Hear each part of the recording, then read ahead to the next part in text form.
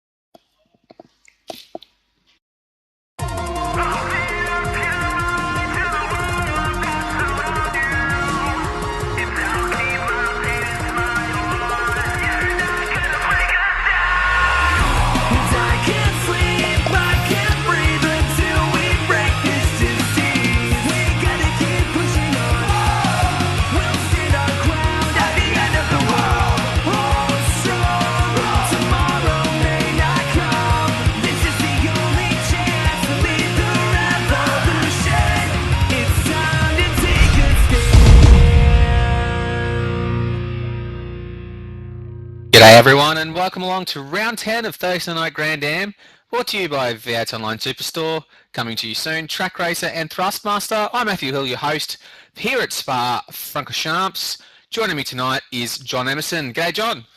G'day Hilly, man, I am revved up tonight. This is going to be an awesome race. I am so pumped. So many big names racing tonight. It's going to be great. I cannot wait to see what's in store for us after such a biff and barge round at Lime Rock last week. I mean, that race had everything, and going from a short sprint race, 45 minutes, into this 75-minute enduro with a pit stop, I am absolutely living the dream tonight, I think. Yeah, it's pretty spectacular. Last week was a really short track, you know. We're talking, what was it, like 50 seconds, 49 seconds, or 45 seconds, or something like that for the DPs to do a lap. And this week we're at over 2 minutes. So, I mean, there's plenty of action, plenty of places for things to go wrong, a lot more so than last week. But I think the racing will still just be as close this week. It's going to be great. Well, the track's longer. We're talking 7 kilometres, 20 turns, and that's a lot wider and a lot more room for passing to go on, and I can imagine that they won't be giving as much room as what they did at Lime Rock. You can be sure of that one. Yeah.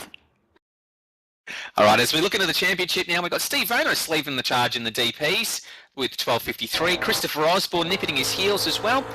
200, just under 200 points behind. Anthony Koenig in third place. Alex Lamb, who is actually right on the pace this week, with a few drop rounds in hand at 9.55. Matthew Barrett in fifth. Michael Shea in sixth. Christopher Green in seventh. Martin Carroll in eighth. Jason Brimcombe in ninth, and Barry Kennedy rounding out the top 10. And then the Dylan, and in the Dylan Glass, I might as well call it the Dylan Glass, in the McLaren MP412C GT3 class, we've got Dylan Sharman absolutely showing a tremendous turn of speed, leading the charge by a comfortable 285 points over Blake Coppo.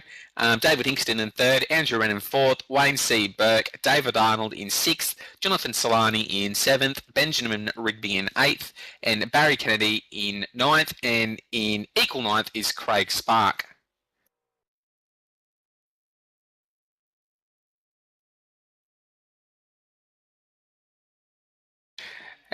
And up on the screen now, we've got the actual track layout tonight. We've got 20 turns, 7 kilometres, and one of the icons of motor racing around the world, and surely somewhere where I want to go and actually watch live Spa-Francorchamps. And your thoughts on tonight, John? Oh, mate, this track, as Schumacher said, Schumacher believes this track is the best track in the world. Now, I beg to differ because Bathurst is in existence, but I mean, this would run a close second behind Bathurst or Nordschleife. There's plenty of good tracks. But yeah, the racing tonight, it's going to be fantastic. I'm just having a look at the runners we've got tonight. George Sandman, after last week saying that he might not be able to make it this week, has miraculously turned up, and that's quite an interesting thing, I think. I think everyone was a bit prepared for him not to be here this week, but now that he is, it really throws a spanner in the works for a couple of the Aussie guys like Osborne and Vanos, who are now being pushed back down another spot. Yeah, that's exactly right. I mean, George Sandman, a very high rating, which means high I rating, which means that he's going to bring a lot of points for the table up for grabs as well.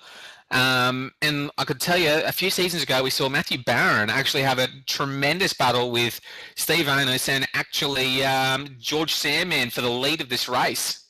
There was an absolutely epic battle, and I'm looking forward to more of the same tonight.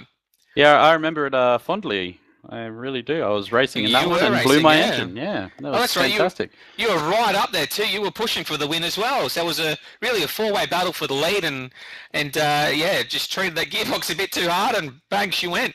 Yeah, thanks for opening old wounds, Tilly. That's fantastic. I'm glad to remind you why you sit up here with me in the box now rather than being out with the track. All right, let's have a look at the grid. There's enough of this pain. Okay, so going through the DPs, Alex Lam has pulled out a spectacular time, a 2:09.409 to take pole position this race. I don't think anyone would have picked that, but I mean, I was saying last week, he's a bit of a dark horse. He just needs a couple of good rounds and he could be right back up there. And what do you know? He has come out guns blazing. So fantastic from him. Sandman will start off the front row with him. Sebastian Kron, he's a guy, I helped him out with a couple of setups last season and he's slowly built his pace up and he's actually done really well. He's got himself in third tonight, which is fantastic. Christopher Osborne, bit off the pace tonight by his standards, but I mean, he's definitely not out of this. You know, they're only covered by 3/10. He could still easily get up and win this. Hoping he does. He's had a bit of a unlucky run of late, so yeah, hoping he does all right. Kitty Engstrom, he's back again this week after his big crash last week. And Steve Vanos, the race winner last week, he's there in 6th. Timothy Schwecke in 7th. Lance Perkins in 8th. And 9th is Matthew Squizzer Barron. No qualifying time for Matty, but he's just going to go for it anyway. That's classic Barron there. We'll run into the top 10 for the GT3. So we've only got a short time here, so we'll run out Dylan Sharman. Clean the field up with a 0.6 seconds over Fabian Gonzalez. Ronnie Fianti in 3rd, Blake Hopper in 4th, Craig Spark in 5th, Stephen Kremser, David Arnold, Christian Theo Zurk. Wow, I'm sorry I messed that one up, Christian, and Manu rounding out in your 9th, and Andrew ran in 10th place for the GT3 class. A couple of guys have rocked up without quality times in the McLarens as well. Barry Kennedy, Peter Spencer, so that's pretty interesting. Yeah, we'll have to see how those guys actually shape up. And it's not exactly the type of class and type of racing you want to just turn up on a whim. Although Matthew Barron seems to do quite a good job of it sometimes. As the Mustang dives into the pits now, we have Alex Lam. Alex Lam's gone. Alex, hey, he's absolutely bolted from the field. Sebastian Kron's gone with him, leaving George Sandman to fend off Christopher Osborne into turn 1. Oh, Sandman leaves a big gap there. 2 wide, Kenny Ekstrom and Steve Onus there as well. And Chris Osborne's actually got through on George Sandman on that first turn. Wow. Brave dive down into La Source. Now into the Bon Rouge. Oh, wide. Oh, George Sandman gets a bit of air over the curb, loses contact with the earth, and very lucky to hold on to that one. Steve Vanos has just lost a bit of time there as well. I missed what happened there. Oh, he's cocked the cut track. That's what he's done. He's just had to pull off to the side, let everyone past and serve that black flag. Dylan Sharman has totally gapped the rest of the field though in the McLaren. He's probably almost got a 2-second lead already running into the 3rd corner. It's the Dylan Sharman show tonight. He was actually complaining a bit this afternoon that he might have a bit of computer issues. It's problems with these graphics, but we'll have to see how that pans out for him. But oh, there's contact in the back in the McLaren. Sven Kresma, and I missed who the other person was there, just exiting that corner. Oh, Sven's just gone in there flat chat. Made contact with, who's that? Not Andrew Wren. Christian. He's made contact with Christian Thilo Zuck, and it's just, it's chaos back there. Goodness. Yeah, David Arnold actually. Sorry, Christian, yeah. And Sven come in big contact there. Oh, and Manu's got copped it as well. The puts the Lego GT3 car around. Not a great start. Unfortunately for Manu, it actually looks like he's pulled the pin. I think he's got a lot of damage there. Looks like all the DPs have nicely settled.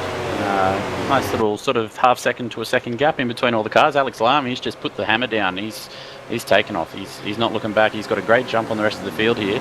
There is a pit stop tonight. There's some fuel strategy happening, so it'll be interesting to see when everyone comes in, whether they'll take tyres, whether they won't. It'll all depend a lot on their gear ratios, as how much fuel they burn and how much wing they're running and all sorts of stuff like that. So it'll be very interesting. Yeah, well, Alex looks like he's got the perfect start, absolutely dream start. And Sebastian Cron looks like he's on a bit of pace as well.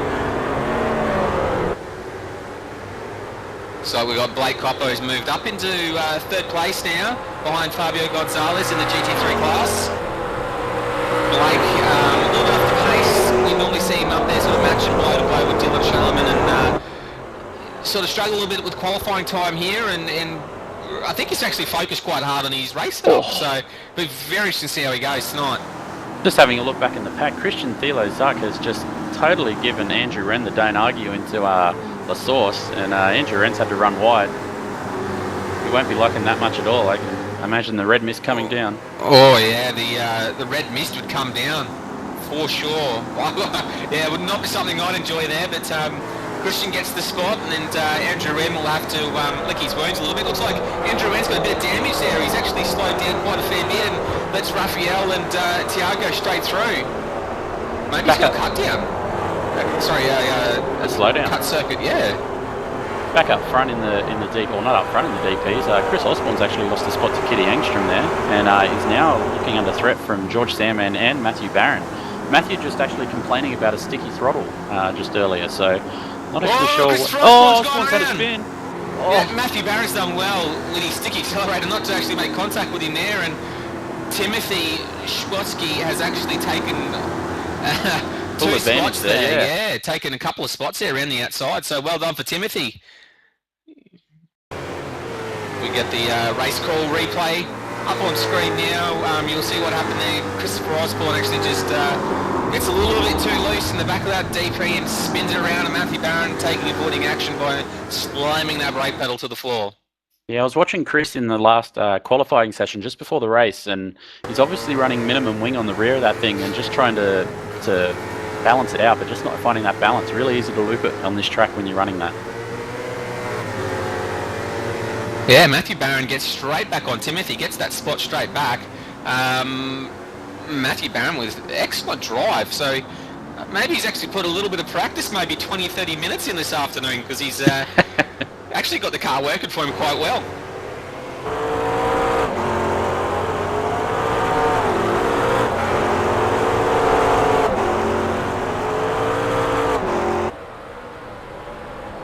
He's got a good battle here in the GT3 class. We've got Craig Spark battling it out with Ronnie Fianti.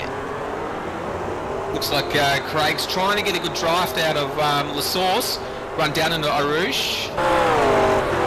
Craig's another one with dodgy internet. He dropped out just before the race started, managed to get back in time and on grid before it all took place, so hopefully he can stick in there. He'd be up for, oh jeez, he ran. Pushing the boundaries there for the track. Yeah, he's in the draft though. I tell you what, 75 minutes around Spa-Francorchamps is a long time to have your fingers crossed, hoping your internet doesn't drop out. It puts the move up the inside. See if Ronnie gets in the room, too wide through. Chicane there, plenty of room, plenty of respect given there for boys, and Craig looks like he's going to get his overclockers McLaren up the inside. Oh, but Ronnie's coming back. Ronnie's not having a bar of it. He wants back up the inside at the next corner. He's going to get it too. Oh, Craig's going to run. Craig back up the outside for the next turn. What's going to happen here? It looks like Ronnie's done well. Yeah, he's done well. Good defensive, but it looks like Craig Sparks got a good run out down into Pouon. Oh, this is a dangerous spot to put a move on. Oh, but he does it. He goes in deep. Oh, he's backing it in MotoGP style. Oh, excellent driving there. Yeah, excellent driving from both parties there. That was a brilliant to watch. Yeah, I'm glad we caught that. Fantastic. Yeah, absolutely. I tell you what, actually David Arnold had a great viewing spot there following these two boys. Probably hoping for a bit more of a scrap from those two so he could catch up. Yeah. David Arnold actually looks like he's sporting a bit of damage there in the back of that McLaren.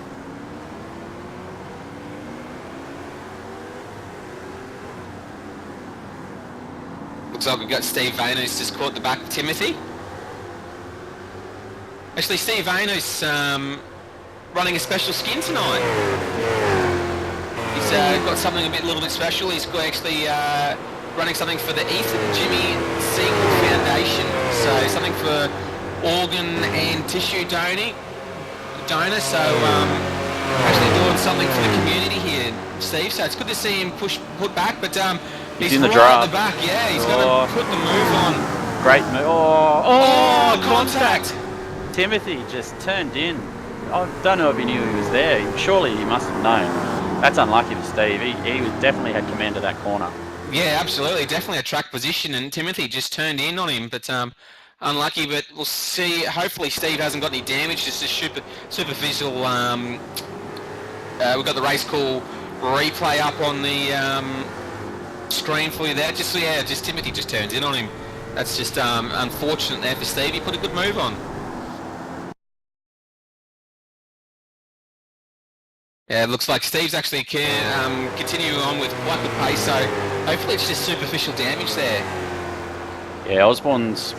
I think he's struggling a bit with his tyres. That spin would have heated them up a little bit. Geez, his car is loose though. He is really struggling for grip this week, Chris Osborne. He'll be loving to have a pit stop very soon.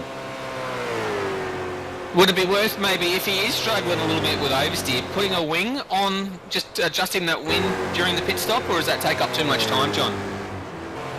I don't even know if you can adjust the wing in the pit stop. I don't recall being able to.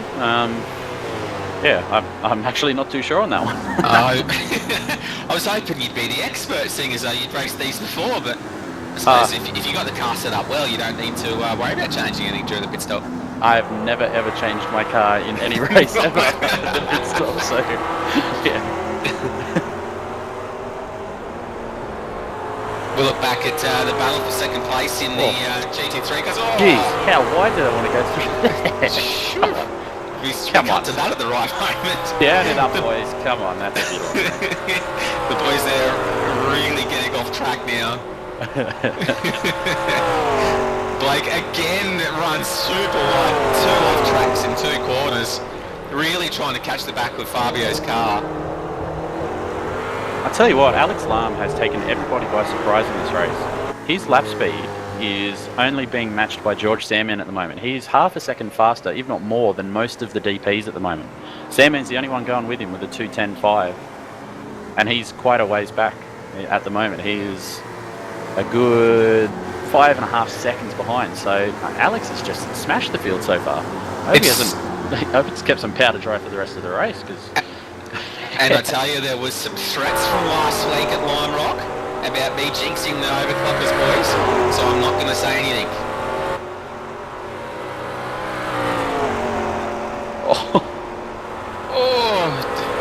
Ronnie and Damon Arnold side by side into Eau Rouge. That is just a crazy spot to go too wide.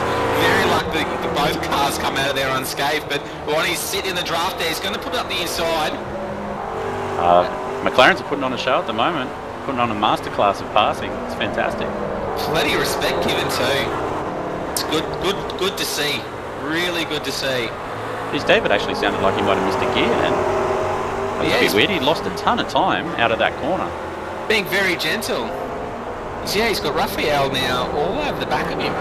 So maybe David Arnold's maybe had a bit of a spin or a half spin or something and just overheated his tyres. He seems to really be struggling with oversteer.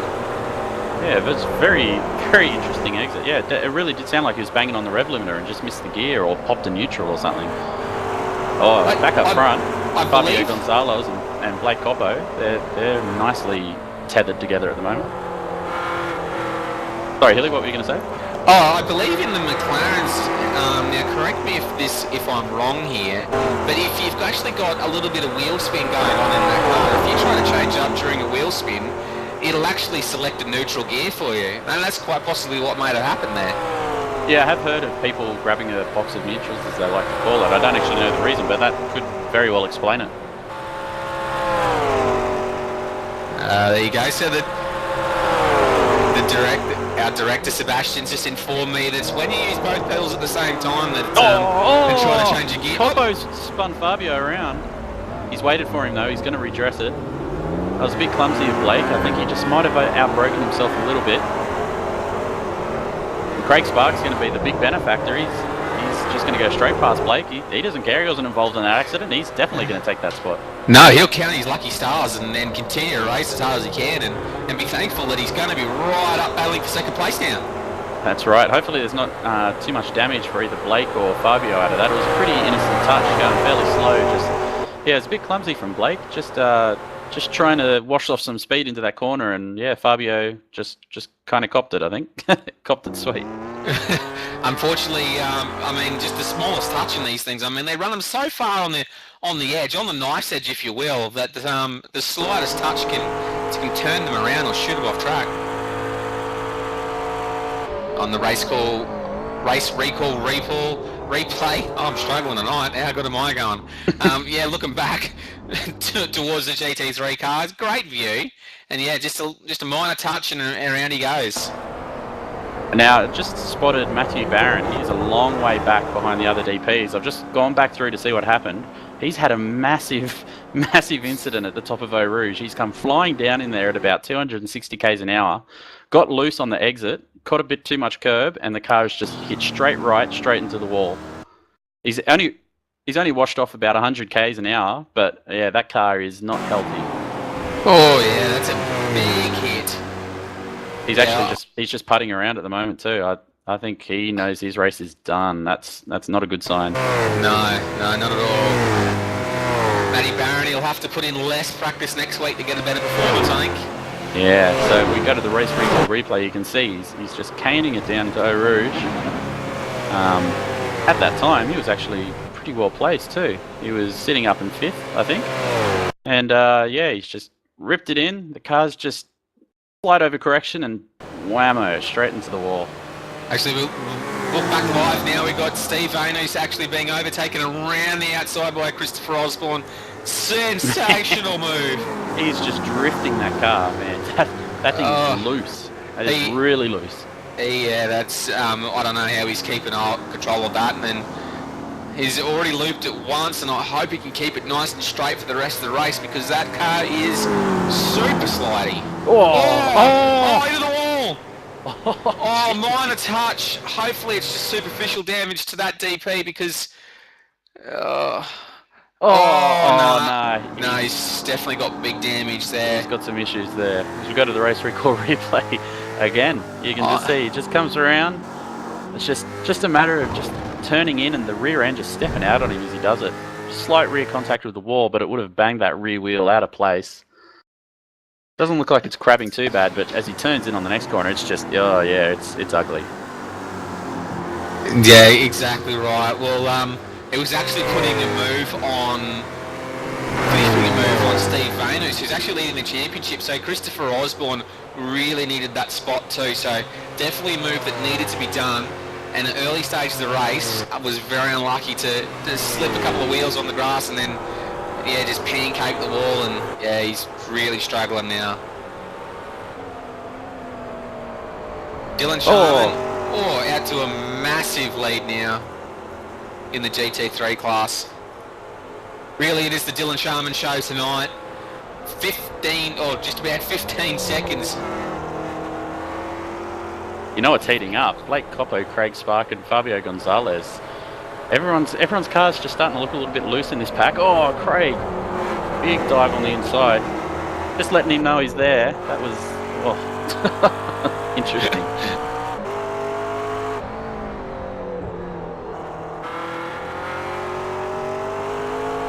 As we're on board now, looking back at looking back from Fabio at Craig Spark. Oh, as Craig looks like he just runs it wide again. It's a fantastic view, this one, out the back of the car. Be interesting to see how close Craig goes on brakes up into this last chicane up here. He's slightly in the drive. Blake Coppo. Yeah. It's super wide. Under brakes. Oh, Craig makes a fair bit of room up under brakes. Dale Constantine are back up together. Oh, Blake a little bit loose there, trying to get the power down. If Craig can stay with Fabio here, he might get a run on him up through Eau Rouge. This could very well happen. Oh, Craig, deep on the brakes again. He's doing well to pull it up, because that is he's really using his qualifying braking markers there, I think, because that is super deep. He needs to be a little bit close to Fabio, I think, to get a decent run.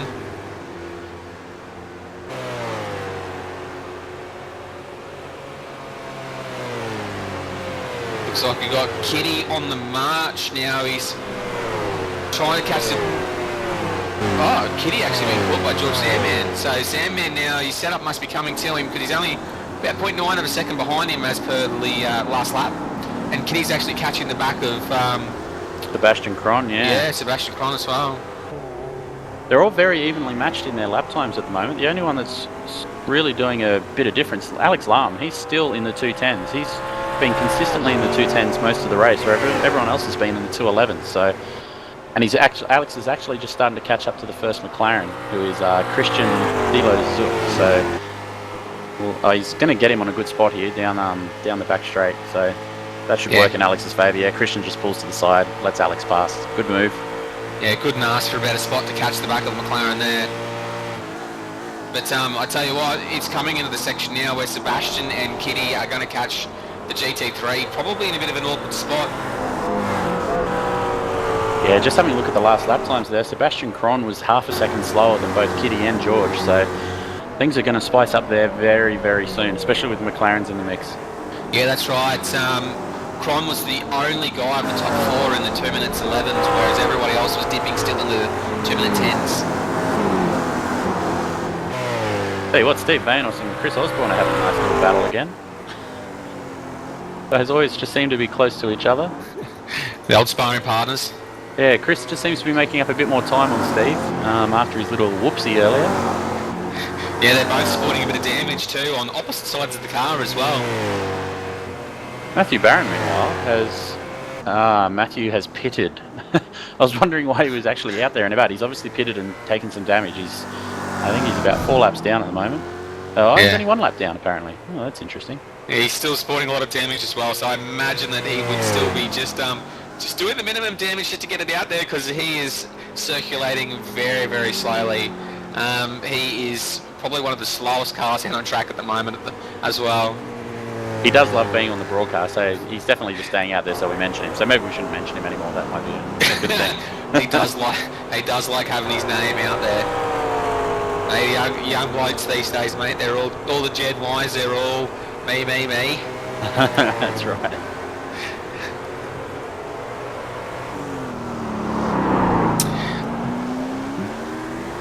Big mover, Kitty Engstrom actually moved up 2 spots from his qualifying position. There's a couple of guys there that's actually dropped a couple, so and obviously we got Matthew Barron who's down a fair chunk of time as well.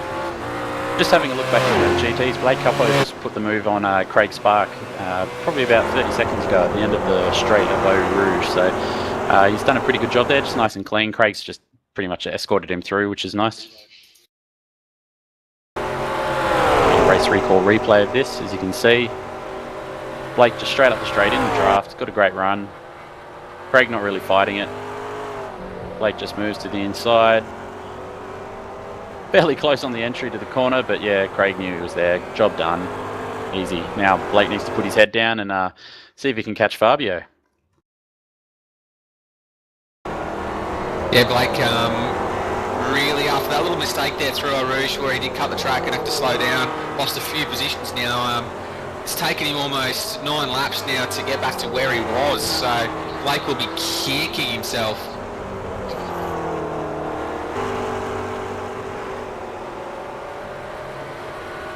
Raphael, actually, probably the biggest note there in that little graphic that we brought up on screen there is actually up 11 positions from where we started. 7 positions.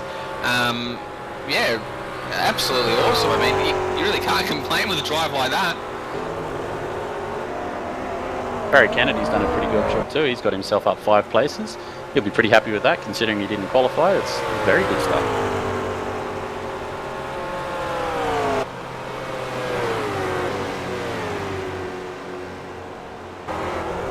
Having a look at Sandman and Kitty again.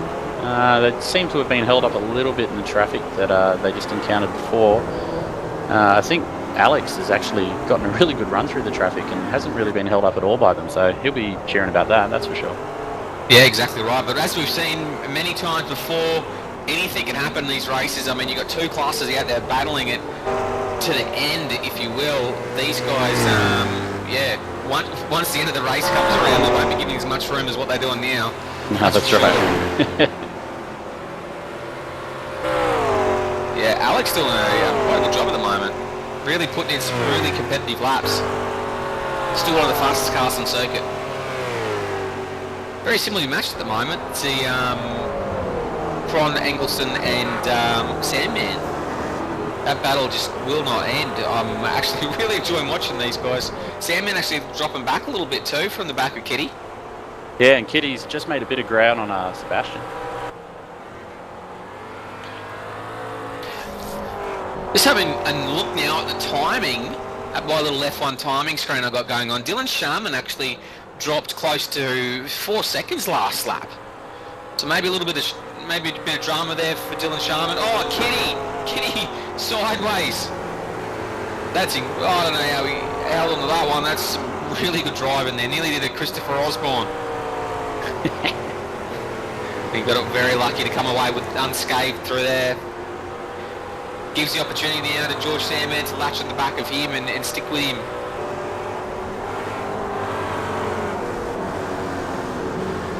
The DP's putting on a good show for us this afternoon. Battle for second is really heating up. I just went back and had a look at Sharman to see what happened. He got a cut track, that's why his lap was so slow. Up through Eau Rouge. Okay. Just thought I'd fill you in. Missing all the fun in the DPs. It's a good battle for second place. Very good battle. George really wants this championship back. I knew he was pretty upset when he didn't win it last season. After winning it for, I think, 3 in a row or 2 in a row or something like that. A few more challenges though. That's right. The quality of this field has really stepped up. I mean, we've got some big names actually coming into light now. I mean, Steve Vanos was someone that we never really mentioned before in the past. I mean, we never saw him run the V8s, but... Sorry, this is going to get pretty awkward. Oh, Sebastian Cron. Oh, no, he's back. Just passing Dave Arnold there. He just disappeared for a second. This is going to really hurt Kitty. Kitty and George might actually get a really good run out of this. Oh, Kitty just has to slow up a bit. Yeah, and here comes George. George has got a bit of a run. Whether he can have enough pace to catch him by the turn, I don't think he will, but it's definitely on now for third place with these guys. George is having a look. Nah, Kitty very late on the brakes. Very well done, actually. Yeah, ultra committed into there. Perfect line, sensational braking point. So well done, Kitty. I mean, he's almost gained that time that he lost from David Arnold in that braking zone. So incredible driving. Yeah, that put Steve Vanos to shame. That braking, that was incredible. Yeah, I know, exactly right.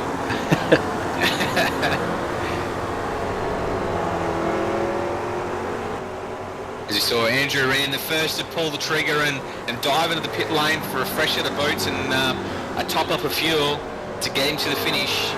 So hopefully, I bet strategy probably get the new boots on early. Hopefully, put some clean laps down and gain some time back from Andrew Rand. Yeah, it'll be interesting to see where it puts him on track compared to the DPs, whether he'll get held up all that much or not. I don't think he actually will. He's done that really well. He's actually positioned himself behind all of the DPs in that pit stop, so he won't actually get affected by them for quite a while. So just watching Timothy Schwecke pass Christian Thilo Zook, they nearly, oh, Christian, there's a massive moment, manages to hold on to it. Yeah, that was very, very close to those guys.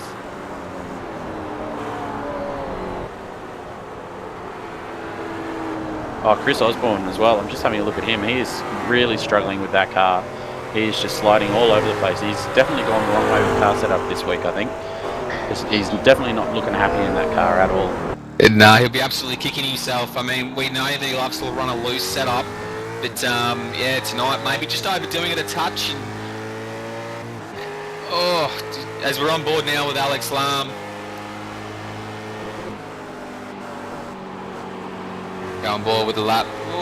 Being held up a little bit there by Ronnie, but now in the clean air. So turn it up, guys. We'll let you enjoy a lap around Spa. Aboard Alex Lam.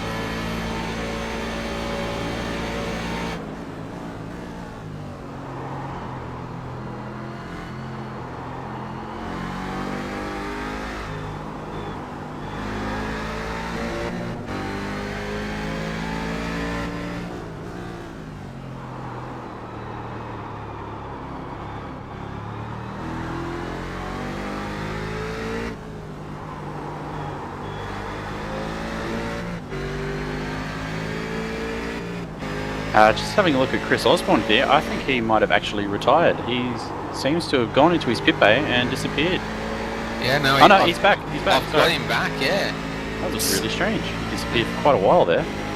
Maybe a bit of an internet drama while he was in the pit stall. So I suppose if there's any place to have an internet problem, that's where you want it to happen. Yeah, that's right. Looking back at second place in the DPs at the moment, those three have closed right back up again. Kitty is right on the back of Sebastian at the moment. We're about 26, 27 minutes through the race. Oh, Kitty. He's running super committed. He's pushing really hard. Every time he pushes hard, though, he just seems to drop off Sebastian a little bit. Just needs to calm it down and just, hit his marks, hitting his braking zones, and it'll come to him. Just be patient, I think. Oh, he's going to catch Ronnie at a really bad spot here, though. That's going to compromise him a bit. Ronnie goes super wide. And cuts back on the track right in front of Kitty as well. Contact! Kitty straight into Ronnie. Oh, dear. Yeah, just outbroke himself there. I mean, Ronnie probably worried Kitty a little bit, diving off the track and then coming straight back on again. But, Kitty unfortunately just outbroke himself a little bit on the chicane and Ronnie paid the price. Ronnie just sounded like he was giving Kitty a bit of his mind there, a piece of his mind. Kitty is very apologetic. Doesn't help that they might have a bent car now, but apologies nice to be given, I guess. Just watching Kitty now going through Eau Rouge, but doesn't look like he's lost too much time, or the car's sort of suffering as much with handling. But Go back to Chris Osborne. Chris Osborne is actually just back in the pits. Sorry, Hilly, just to jump in there. Not sure what he's doing this time. Maybe he forgot to do tyres, or did tyres and no fuel. It's very interesting why he would be back in. Maybe fixing damage. Yeah, maybe another hour of racing is hard to do on a very, very damaged car. So I know I'd probably rather just fix the damage, take the medicine, and keep racing. I tell you who's really benefited from that little contact between Ronnie and Kitty is Sebastian Cron. Yeah, he's just managed to pull a little gap on him. Yeah. He'll just want to put his eyes forward and hit his marks and put in some comfortable lap times. But it looks like he's going to come across this battle of Blake Spark and Blake Coppo, and unfortunately Sebastian gets his nose cut off there by Spark, who doesn't want to give an inch, because if he moves over, he's going to lose a lot of time to Blake Coppo. Kitty will be loving that. Oh, Sebastian says, no, that's enough. 2 corners, thank you very much, I'll have this one. Puts it up the inside, and then poor old Craig had nowhere to go. Loses a fair chunk of time to Blake Coppo, but... I think Sebastian's actually going to get held up again here, though. He's going to try and outbrake Coppo into this chicane, but we all know the McLarens are really good under brakes here. Yeah, Sebastian has to pull back in. Oh, Blake dives into the pits, so he gets out of the way of Sebastian. But, very, very intelligent. I mean, he's got 2 more DPs coming up behind him, so if he can get out a bit of fresh air, he'll be laughing. Yeah, Kitty Engstrom and George Sandman trying to get past Craig Spark at La Source. That was almost very awkward. Kitty's actually doing really well. George is being really cautious at the moment. Every time there's an almost incident, he's just backing right out of it. Keep his car completely clean. He's playing the long game. Yeah, it's a long race, and probably very, very smart, because it's almost like he's just holding back a touch, just waiting to see what happens and wait till the end of the race. But if he's not, he doesn't want to be too careful, though, because Alex Lamb is going to just drive away from the field. Yeah, I remember last season, George was fairly conservative in the first stint, and then after the pits, he just put the hammer down and took off. So it'll be interesting to see if he does that again this season. Cron, yeah, he was 1.2 seconds slower that last lap than Kitty. Every time he just seems to get away, Kitty reels him back in and then throws him away again and reels him back in. It's really back and forth. It's like an annoying game of fishing at the moment. Yeah, he's got his drag line set a bit loose there, Kitty, so he wants to tighten that up and reel back in. Yeah. But Sebastian Cron there, he's doing well. He's keeping his composure for someone that I have never seen Sebastian race, but I'd tell you he's putting in a in a really consistent little performance here. As I say that, he probably just jinxed him, but I really hope I haven't. Well, yeah, staying ahead of two very well-known racers in Kitty Engstrom and George Sandman, that's no laughing matter. That's very good. And yeah, on top of that, Alex Lam, he's just destroying the field at the moment. It's almost Sharman-esque the way he's going at the moment. Oh, as I say that, he slides into the chicane. Sorry, Alex. Yeah, no more talking about overclockers cars, I think. I have been warned about that. I cannot stress that enough. I think physical harm was mentioned. Andrew Wren on fresher tyres, just trying to make his way back through the field now. He's got Peter Spencer in front of him. Peter's not playing nicely though. Andrew's going to have to do the hard way to get around Peter. He's just, Peter runs very wide. Andrew thinks about it on the inside, but he'll be on the outside for the next corner. Just tucks it back in. Peter a little bit slower there through the middle of the corner, and Andrew Wren really have to hop off the gas there. Yeah, he really wants this job done. But yeah, he's just not going to get it done at the moment. Hopefully he can use the slipstream to his advantage a little bit and maybe put a move on into the chicane. But yeah, poor Andrew. It's always the worst thing. You go and pit, put fresh tyres on, then come out and bang, you're stuck in traffic. It's always a gamble. Yeah, you burn that new rubber up pretty quickly if you're going to be caught in traffic. You're going to be caught in battles that you really don't want to be involved in, but he'll have to make this move stick on Peter very, very shortly as he looks down the inside. Thinks about it. Oh, Peter just back in. The apexes, yeah. He should get better driver than him out of this corner. Oh, he just took it a bit too tight. Might have been able to get a better run if he just opened the wheel up a bit there, but down into La Source, what's he going to pull out here? Oh, no, he just sits in behind. He's going to wait until the straight up through Eau Rouge, I think. He should get it done quite easily then. I think that's actually quite a smart move there from Andrew, because if he does actually dive past Peter, Peter can just drive past him on the big straight in the draft.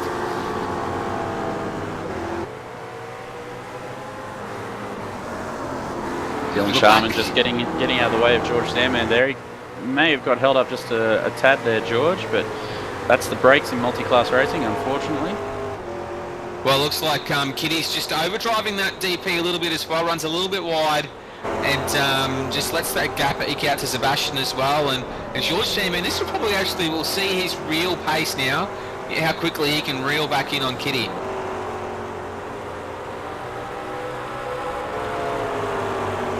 Look back at Fabio Gonzalez. Exiting Eau Rouge here. Oh no, it's not Eau Rouge, sorry, I'm on the wrong part of the track. It all looks the same to me. And Blake Coppo, yeah. Blake's actually managed to catch the back of Fabio Gonzalez. Now this is the battle for 4th and 5th in class, 6th and 7th in class. These guys have actually pitted. Oh, Blake. I'm going to call that line the Blake Coppo line now. He's done that a few times. Just seen that Matthew Barron has actually retired from the race. Yeah. Tough break there from Barron, but look at the draft that Coppo's getting off Gonzalez at the moment. Oh, that's a great line he's taken there. Is he going to dive into? No, he won't dive into the chicane. But Fabio's very defensive there, actually. Yeah, really doesn't want to give up this position. I mean, that's quite early in the race. I know these guys are both pitted, so any overtaking is going to need to be done on the track. Must be coming up nearly to the halfway mark. Oh, Blake! Oh, a little bit of contact there. Wow. Blake just out-braking himself a little bit there and then tapping the back of Gonzalez. A little bit of a wake-up there call from Fabio. I mean, you know about it when someone hits you from behind. Yeah, that's right. Yeah. But now out to a bit of a gap as well, so Blake now loses all his time. Peter Spencer now in the pit bay, so that releases Andrew Wren to get back to his normal progress. Field's actually quite spread at the moment. Peter Spencer's in the pits. Just having a look at the rest of the field, everybody is actually quite spread out. The only sort of real battle happening at the moment would be between Kitty, Sandman and Sebastian Cron. So it's a bit of a chess game at the moment these guys are playing. As you see, George Sandman actually... Lam's in the pits. Okay, the race leader is now in the pits. So we're interested to see what these three guys do. He actually was pulling out quite a nice lead. He'd opened up an 8.5 second lead over Sebastian up until that point. So Alex is pretty much pitting right at the halfway mark. So he's going to split the race perfectly in half, and can't say have a balanced car for each half because the car just progressively understeers as you go on due to the fuel coming off. But yeah, hopefully with some fresh rubber, we should see some really quick times coming out of these guys at the front now. Garmin also in the pits, and Steve Vainos also in the pits. Yeah, a lot of people splitting it in half. It'd be interesting to see what Steve does, because he is sporting a little bit of damage there. I wonder if his car is handling any crooked, but I very much doubt it. He'll just put the new tyres on, fill it up with fuel, and away he goes. As Alex now rejoins the track in a very clear piece of road in front of his teammate in the GT3 class. So Alex, the perfect pit stop almost. So we're looking to capitalise now. As we see Sebastian Kron, Kitty Ekstrom, and Kitty sideways.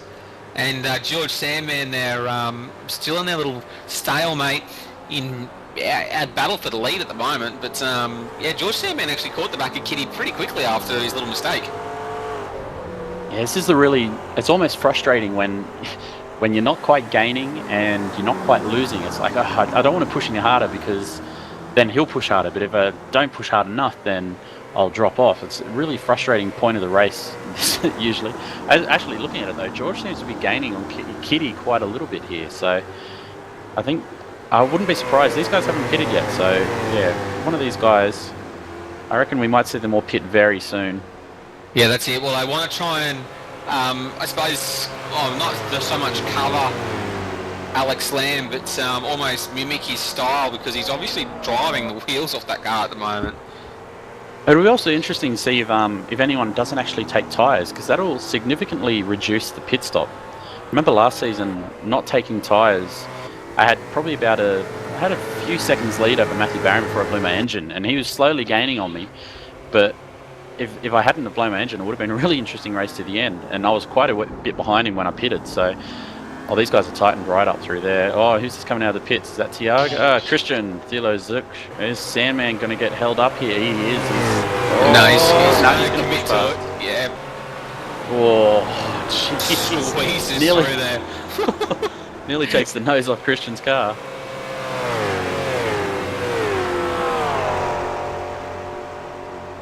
Yeah, Kitty, he's probably as close as he's ever been to Sebastian in recent times here. He's only half a second behind. He's actually brought that time down by half a second that lap, so Kitty's definitely got the pace. It's just whenever he seems to get right behind him, he just pushes a little bit hard and loses that time. So see how he goes this lap. Would he maybe be suffering just from a little bit of push understeer from not getting any fresh air on the front of that DP? Looks like Sandman looks like he's had a bit of a moment. He's dropped right off the pace. Oh yeah, he's actually caught too much inside curb on the previous corner heading down to that corner, whatever. I can never remember the names of these corners. But he's actually overcorrected straight into the fence. He could actually have a bit of steering damage out of that. Just touched the wall, so hopefully it's just going to be a bit of carbon fibre. But yeah, the front of that car looking very second-hand. Try and get the race recall replay up for you guys on screen so you can see it yourself. But yeah, a little bit of damage down there for the front of George Sandman's DPs. He's right behind Christian, and Christian not letting him go at all. So even more time lost now for George Sandman. Probably not a bad time for George to pit. Yeah, I would be pitting straight away.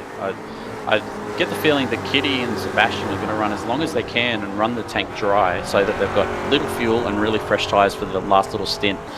But whether they'll be able to catch the time up that Alex would have made from pitting in the middle with fresh tyres will, I guess, remains to be seen.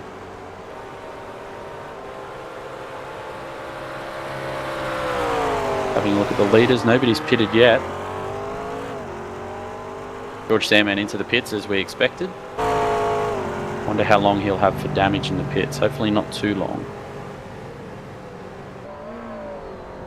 George Sandman, I know he will be absolutely steaming on that helmet. He'll really really wanted a good performance from tonight, and unfortunately, just a little bit of a mistake there now. He's lost a fair chunk of time, and hopefully not too much time in the pits as well with damage. Oh.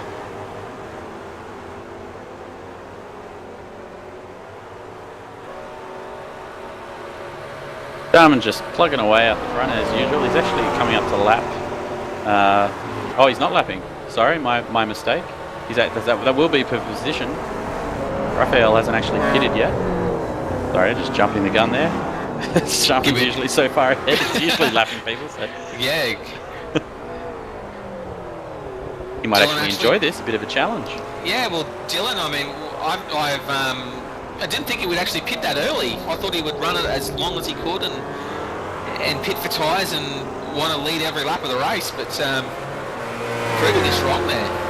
Very rare that we see Sharman actually make a move position because he's usually in first, so I'm actually really keen to see what he does here with Raphael, whether he can catch him.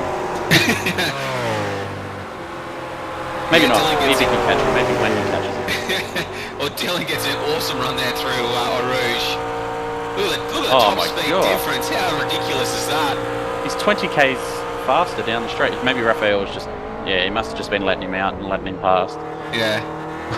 Doesn't want. Yeah, maybe Raphael says, I don't really want to get involved in this. You've got way more pace than I do. Oh, Christopher Osborne. Still struggling with that DP with the massive amount of oversteer. Sideways overtaking one of the GT3 cars. That was incredible. Darman won't like seeing that either. I know he gets nervous when he sees erratic cars in the mirror. Osborne definitely fighting that car from the earlier contact that he's had with the wall. Yeah, Dylan, I imagine, will probably be giving Christopher Osborne a bit of a wide berth.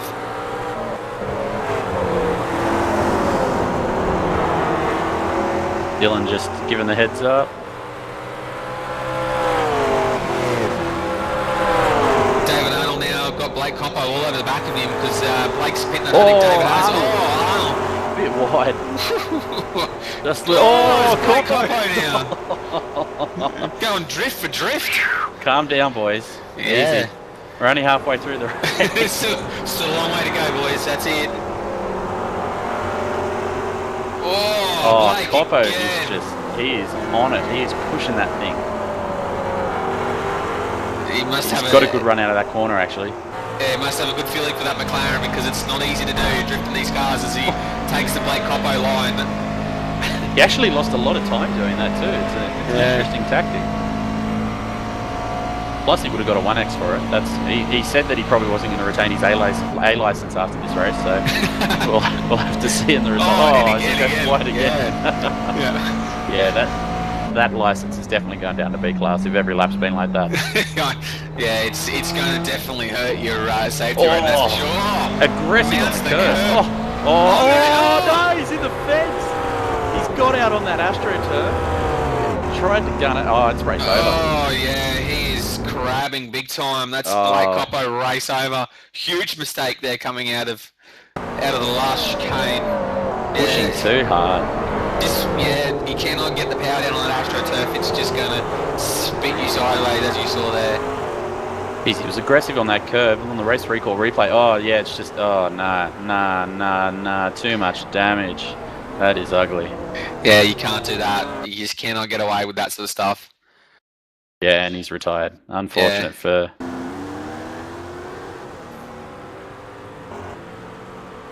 Sebastian Cron, the next leader of the DPs to pit, so it'll be interesting to see where he pops out behind Alex. Alex was 27 seconds behind him at the last past the flag, so...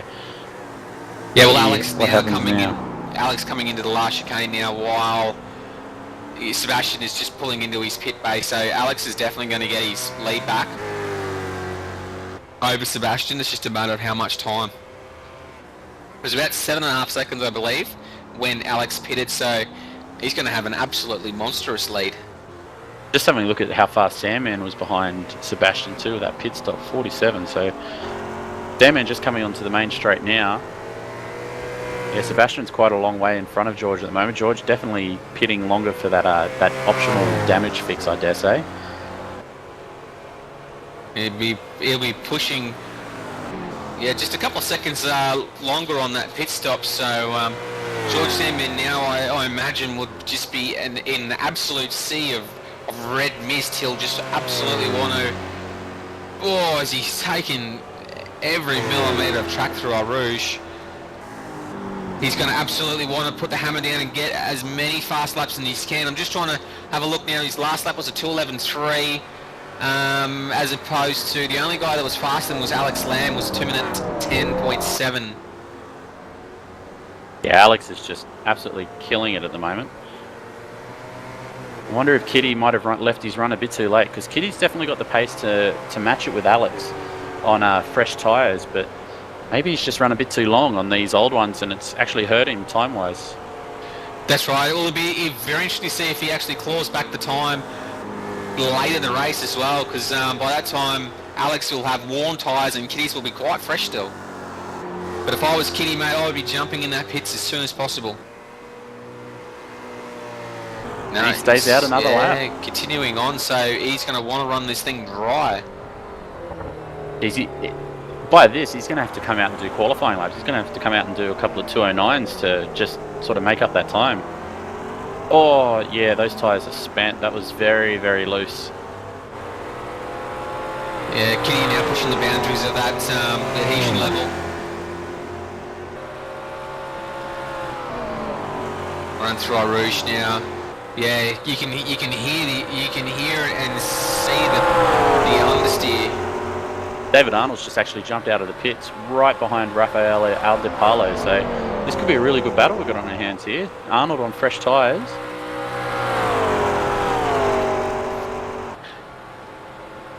David Arnold still struggling a little bit of damage. Actually weaving up and down the straight. Trying to get a little bit of pressure or a little bit of temperature into those tyres. Maybe just checking the steering as well. He probably would have got a bit of a damage fix in that pit stop. So maybe just testing it to see if it is still as bad as it was before the pits. So I suppose it's not exactly where you want to head into a corner and not know where your steering is going to be at. Oh, David Arnold's driving the thing sideways. As you run through the field now, we'll go through the DPs. We've got Kitty Engstrom leading this race. We're still left to pit. Alex Lamb, who once the field is cleansed, will take the lead back of this race. In second place, we've got back in third place we've got Sebastian Cron and George Sandman. Now Kitty, George, and Sebastian. Very interesting to see where Kitty falls back into line there as well. Steve Vanos with quite a damaged car. Timothy Swetke with a damaged car. Christopher Osborne a lap down, still carrying a lot of damage. And Matthew Barron is in 8th position, but he has retired from the race. Oh, Kitty's just gone into the pits. So the field will be cleansed once Kitty's done his pit stop. He was 24 seconds ahead of Alex, so he'll probably pop out around about where Sebastian Cron is, maybe a couple of seconds behind Sebastian. Yeah, I'm just keeping an eye now on where exactly Sebastian is on track, and he's just coming through the fast left-hand kink, dabs the brakes, keeps the car on the racing surface, and heading down to the last chicane. Alex is actually just going down pit straight now and has re-inherited the lead. Kitty's still in the pits. Here comes Sebastian onto the pit straight. Kitty's still sitting in the pits. Yeah, Kitty's got his engine revving really high, ready for when those jacks drop. Oh. He's going to take off. Sebastian just went past then too, so he's going to have about a bit over 22, 23 minutes. The real Sebastian back in. So fresh tyres. It'll be interesting to see what sort of lap times Kitty does. You'll only need probably about 20 litres of fuel to get home, so he'll probably have substantial less fuel than Sebastian. Oh, jeez. Oh, jeez. Oh, he's got to cut track. Oh, he'll be absolutely spewing. That's not what you want. I mean, sometimes after a pit stop, you can lose your rhythm. George Sandman now can see the back of Kitty's car, so a red flag to the ball. George Sandman will now be just rubbing his hands together, says one more of those please, Kitty. Sandman's obviously fixed the little troubles that he had with his car. He was back in the 210s that last lap. Seeing Kitty, it'll just give him a bit more inspiration to just keep on it. Yeah, George Sandman, you can see him there. I mean, I can just notice myself how much extra grip that George Sandman seems to have.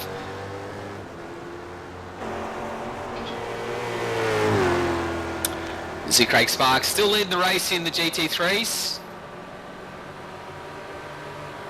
Putting a good little performance in. Obviously hasn't pitted yet.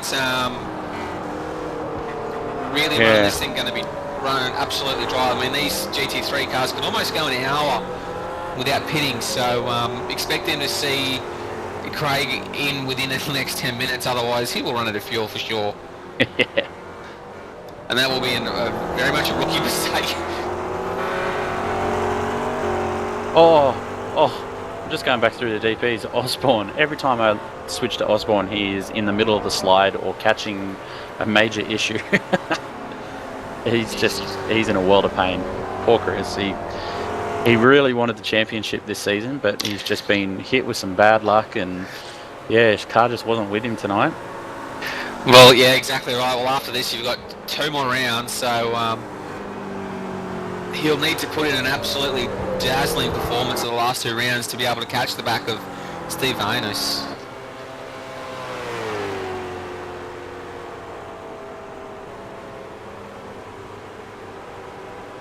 Yeah, Steve Vanos would be pretty disappointed with his run tonight as well. He's currently almost a minute behind Alex in time. So I mean, that's quite a fair chunk of time to catch up. He's still actually 40 seconds behind 4th place. So I think Steve, unless he has another major incident or anything, probably going to finish in around 5th tonight, and that's not going to do his championship bids any good, really. Oh, Kitty Engstrom on the back of Christian Thilo Zook here, getting held up for all sorts of pain. Oh, Christian just... this is... the braking zone. Oh, Kitty! So close. Oh, how did Sandman fare out of all of that? Yeah, I can imagine George Sandman would have actually gained a little bit of time there while Kitty was playing there with Christian. The matter of whether a bit of clean air too, so yeah, whether George can get past Christian cleanly or not without hurting himself too much. He'll want to catch him on this straight. Braking zones. Yeah, Christian. George is starting to push now. Christian. Yeah, that's Christian not letting him past at all. He's not going to outbrake him. These Rileys are just definitely nowhere near as good on the brakes as the McLarens. That is not for position, and yeah, Christian probably needs just to watch his mirrors a little bit, because ruining someone else's race for your own advantage is probably not the great way. But unfortunately, there for George Sandman, he'll just add that to the bad, add that to the list of misfortunes that he's had this season, and keep moving forward. Yeah, I think that might have actually cost him in the region of 3 to 4 seconds, which is pretty unfortunate for George. He was within 3 seconds there for a bit, but yeah, we'll see when he crosses the line just how much that hurt him. Yeah, look at that. 5 seconds slower. That's he's now 7 seconds behind, or 6 seconds behind Kitty. Having a look at Kitty. Oh, he gets past Dave Arnold up through Eau Rouge. He's actually timed that to perfection. He's got a nice little drop. Oh, how's that worked out? Oh, Bruffer.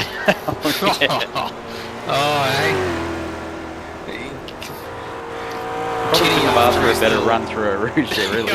That was almost perfect.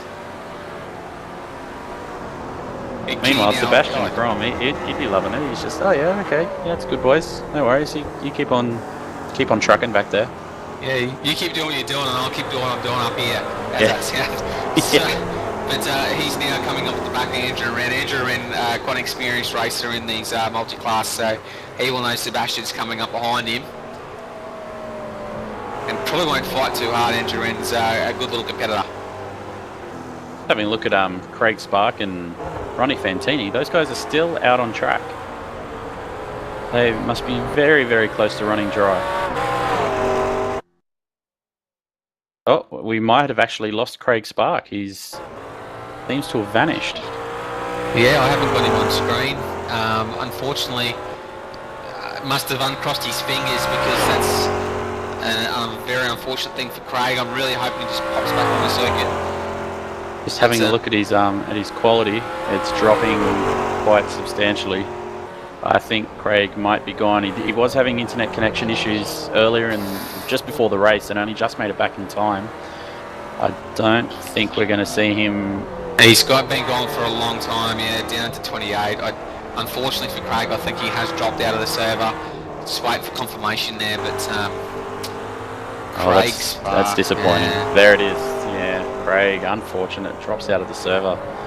Well, the mechanical gremlins can strike at the worst of times, and that has definitely struck very badly for Craig. Exactly right. Just coming up to 17 minutes to go, and for that to happen at this stage of the race is ultra disappointing. Yeah, very disappointing.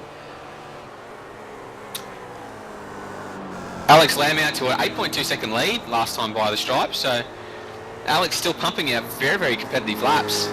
But Sebastian Con, how quick was that last lap? Yeah, 2:10.8 from Sebastian, while Alex did a 2:11.2. So that late pit stop of Sebastian's compared to Alex's maybe just starting to come into its own now. 8 seconds is still a long way, but if he can keep up that half a second gain that he's been getting, he might just catch him before the end of the race. That's right. He only needs a little bit of a hold-up as well on Alex Lamb when he catches the GT3 cars for Sebastian Cron to be able to capitalise. There's actually quite a bit of a gap now until I think the next McLaren they're going to come across is Fabio Gonzalez. So he's actually quite a ways down the road. So it's going to just be a pure sprint at the moment. Yeah, and in front of Fabio is Dylan Sharman. Tell you what, Ronnie still hasn't pitted. No, we're now pretty much approaching the hour mark. That thing must be bone dry. Exactly, not unless it's been fuel saving all race, but Craig Spark is back. Yeah, Craig in the pits, but he will be most likely a lap down. Very unfortunate. Yeah. Well, I suppose you can look on the bright side. He won't have to pit. Oh, he will. He'll get a nice full car full of fuel, won't he? No, it actually remembers where you're at. Unfortunately. I remember. That's unfortunate.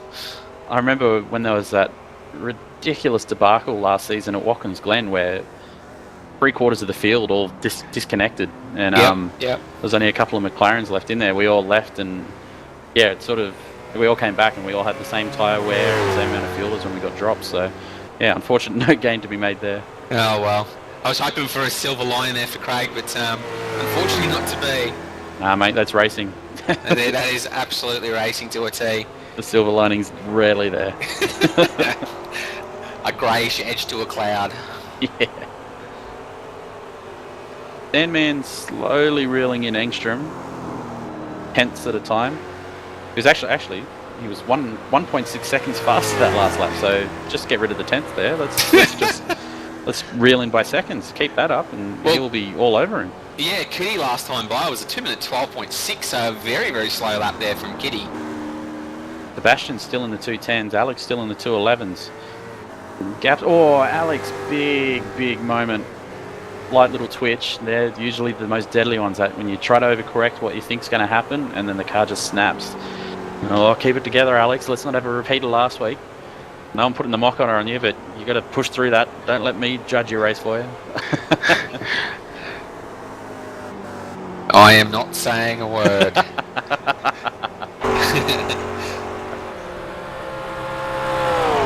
We'll just keep an eye on Ronnie because leading the GT3 class at the moment, he has got to be. He just dives in the pits this time by.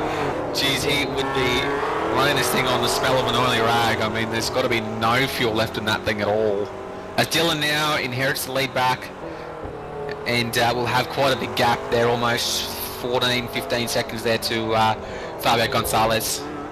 Craig Spark still in the pits, hasn't moved. Must be absolutely devastated, sitting there fuming, I'd imagine. Maybe he's walked away from his computer. I probably would have done that as well. Yeah, that's right.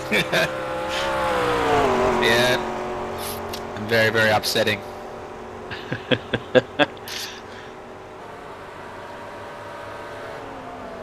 Ronnie gets his Ronnie gets his pit stop done.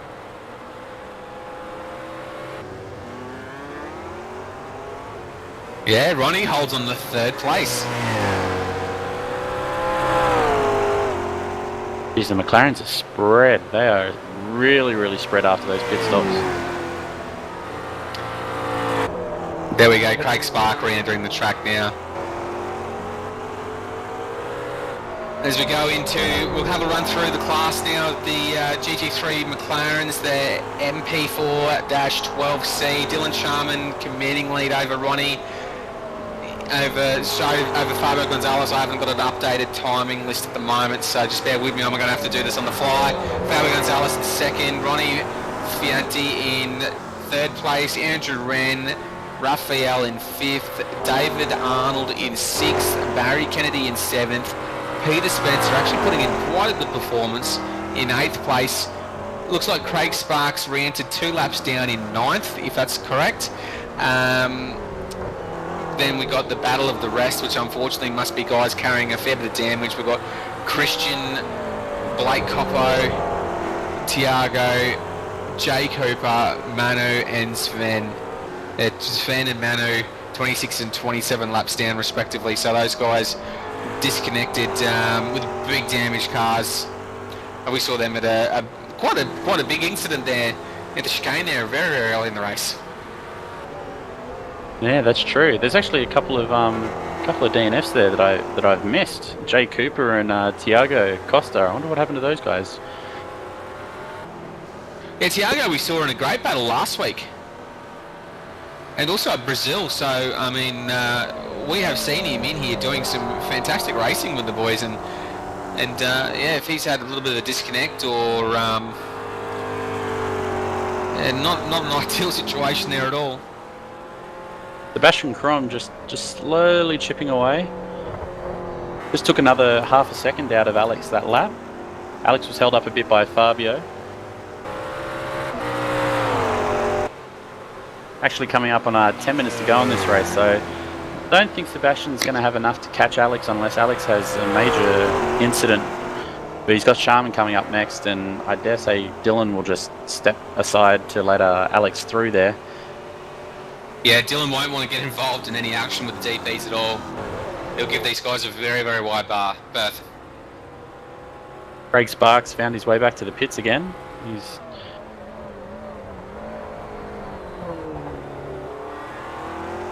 We have another retirement. Christian Thilo Zuck has retired. I'm not actually sure what's happened there. Just go back and have a look. Just pulled it into the pits. Just had enough, I guess. Pulled the pin. Not a good result there. Unfortunately, Christian there, maybe expecting more from himself there, but unfortunate, not a good way to end the race there. Just unfortunately, just pulling it in there. We're just watching Sebastian Kron on track at the moment. He is absolutely wringing the neck of this DP. I mean, he's hitting all the apexes. He's trying to do everything within his power to catch Alex Lamb. And Alex Lamb, vice versa, is actually pushing very hard as well. I thought he would be sort of just maybe just using his gap to his advantage and taking it quite easy, but he's pushing very hard. I'll tell you who's pushing really hard, George Salmon. He's just done a 2:10.3, which I think might be the fastest lap of the race. Late in the stint, he's only 3 seconds behind Kitty now, with about how long we've got to go? 7 minutes to go. 8 minutes 40 to go. Thank you, director. 8 minutes 40 to go. Jeez, I'll tell you, he could, if he keeps these lap times up. Kitty did a 2:12. George Salmon a 2:10.3. He was 2 seconds a lap faster that last lap. So if he keeps that up, he'll definitely catch him. Yeah, absolutely crazy battle there for 3rd place on the podium for those heavyweights, I suppose you'd call them, of the DPs. The lap times have just equalised out now. Both just did a 2:11.4 just to really ruin my night. Thanks, guys.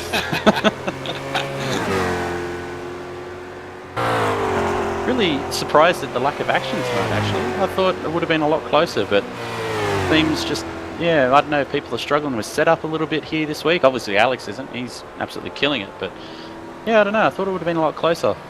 I think we've been spoilt for choice. I mean, Brazil put on a show for us, and so did Lime Rock. Oh, Lime Rock was just an absolute amazing. Crazy race. Yeah, that was phenomenal racing from all the guys, and now everyone's giving each other plenty of respect. Yeah, this plenty of space. Yeah. This is fantastic for Alex's championship. He needs 3 top winning rounds. He basically needs to win the last 3 rounds to have a chance of winning the overall championship. From I think Bernhard Berger currently has the overall championship lead. So if Alex can get and this is usually the top split race with the most points. So if Alex can get the win here for this round and the next 2, well, he just might be able to steal the championship from Bernhard. Oh, it'd be absolutely fantastic to have an Aussie champion of the DPs. That would be phenomenal. He actually caught Dylan at a really good spot there too. Dylan just letting him pass. Really trying to put the mocker on Alex here, just to test him, but he's doing a really good job, so fantastic to see. Or I just want you to say something, Hilly, because if you say something, then something will happen, so. I am keeping my mouth shut. Just watching George Sandman now. He actually got held up a little bit there by Fabio Gonzalez, so that's not really helping his battle to try and catch the back of Kitty. Just letting you all know as well, next week there won't be a broadcast, as pretty much the whole V8's online team will be at Bathurst for the Bathurst 1000. So unfortunately there'll be no broadcast, but we'll be back for the following week for the final round, which is, where is it this season? Final race. Oh, Sandman, jeez. Final round now. You've absolutely stumped me there. Hang on, let's just have a quick squeeze here. But yeah, the guys will be set up. They'll have a couple of simulators there with some thrustmaster gear. So make sure you stop past the Dan Murphys there in Bathurst. They'll have it set up. There'll be a couple of guys there. Sebastian will be there. You won't be able to miss him. And yeah, so stop by. That's say Sebastian, hello, our director, not Sebastian Cron. Yeah, Sebastian, our director, so he'll be there. I mean, Sebastian Cron might be there. He might come over from Germany. You never know. You never know. You never know your luck. I mean, Bathurst has that sort of appeal to people. Yeah, that's right. And the last round actually at Road Atlantis, so an absolute fun track. We saw the V8s there last week, and I was part of that race, and it was such a fun racetrack to race the cars around. That's for sure. So, and these Imagine would be no different. So make sure you tune in 2 weeks' time for the finale at Road Atlanta. What a finale that'll be. That'll be fantastic.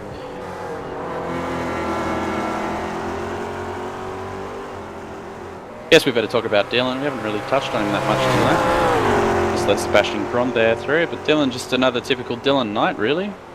Yep, the Dylan show out the front. Then he got, how big's the gap back to Fabio? It's probably only 21 seconds. That's a bit disappointing by Sharman standards, I think. he'll be disappointed with himself. He'll be kicking himself in that helmet, pumping himself up. Come on, Dylan. Come on.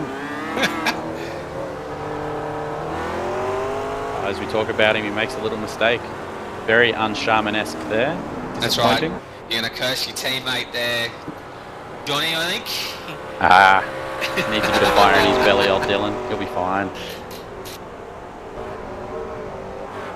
And Fabio Gonzalez just having a fairly consistent, quiet night. He had a couple of altercations there with Blake Coppo, but yeah, he's just held it all together. He's running pretty well there in second. He should pretty much hopefully bring it home. And Ronnie Fantini, where's he come from? Amazing. Yeah, a fantastic drive. He's got a very bent car as well, and to be able to put the pressure, to be able to hold him to third place in front of Andrew Wren is an excellent little drive there. Yeah, Andrew usually talks about who he's coming for in the race. He probably didn't realise Ronnie was racing and didn't even know who Ronnie was, so he wouldn't have said, I'm coming for you, Ronnie, but normally it's I'm coming for you, Johnny, when I race. But yeah. Got it wrong by a couple of letters tonight.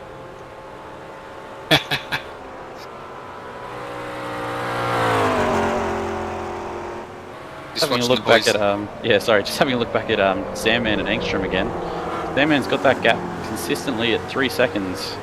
Took another 4/10 out of him that last lap, but fast running out of time, and yeah, less than 3 minutes to go. So we're probably only going to have this lap and one more, I would dare say. So, yeah, unfortunately for George Salmon, he's going to need a mistake from Kitty or going to need Dylan Sharman to just balk him a little bit. But like, I don't imagine Dylan doing that. He'll just step right out of the way. He'll probably take the Blake Coppo line through this last turn 16 here. Just actually having a look at Alex Lam, he's coming up with the two McLarens. Craig's got Alex. Oh my gosh. That was almost the biggest commentator curse ever. Oh, he would have puckered majorly just then. Oh, that's a very scary moment there for the race leader, going around the outside of his teammate. And who was that in that green Barry sword? Kennedy. Barry Kennedy sideways beside the race leader. I think Barry was just trying to get out of the road there too and didn't realise just where on the track he was. Straight off into the grass in the braking zone. Alex has actually done a really good job to avoid that. Wow. Tell you what, the curse would be well and truly alive if poor old Alex Lam copped a McLaren in the side of him there in the braking zone. That's right. Did we get a confirmed white flag, Director? We did get a confirmed white flag. So this is the last lap. Been quite a long and uneventful race, actually, except for the last that last little moment. Alex is actually coming up to lap Chris Osborne. Now, there is the sight that you would rarely see. Actually, Chris was already a lap down.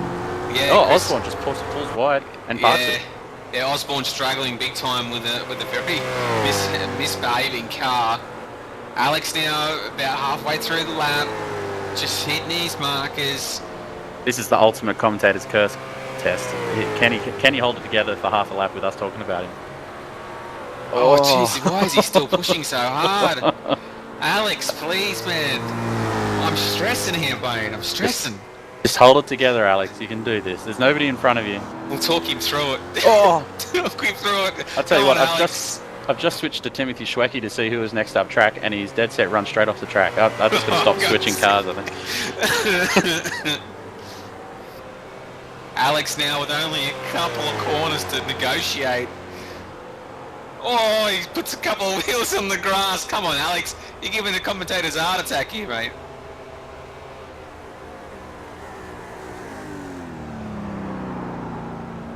Negotiates the last chicane. Comes across the line. Fantastic result for Alex Lam. Who's that in front of him sideways? Oh, it's Timothy Schwecke. Gosh, Alex, over the moon for you, mate. Well done. Great drive the victory from Alex. swerves. Man, I would love to have a chat with him after that. Just talk to him about those last couple of laps. Oh, mate. Well done, Alex. And Sebastian looks like he's held on for second place. Fantastic result Kitty for Sebastian. For third. George Sandman in fourth. Looks like we've got Dylan Sharman now rounding the last turn. Goes past Schwecke and takes the win in the GT3 for round 10 at Spa-Francorchamps. Just quietly, Alex Lam, Sebastian Kron. That is a fantastic drive against two of probably the strongest, or three, including Chris Osborne, of three of the strongest DP drivers currently on iRacing. That's a fantastic effort. I imagine those two boys will be absolutely over the moon. Wow, what a great result for those two guys. Alex, after falling off the track last week, learning his lesson, and I'd like to say had a couple of easy last laps, but I'd be absolutely lying through my teeth. Yeah. We've got Dylan Sharman on screen now. The Dylan Sharman show continues. Taking an absolutely dominant performance. Yeah, typical Sharman. Typical Sharman. Now just trying to drift, just trying to show off. Yeah, look what I can do. I can guarantee in his pit stop in this race, he would have said, how much fuel do I need? How much fuel do I need? Oh, I don't have enough. And then he'll get out of the pits, and then like 2 laps before the end, he would have gone, I've got 20 litres left. I don't know what I was thinking. Yeah. He does it every pit stop race. It's quite hilarious.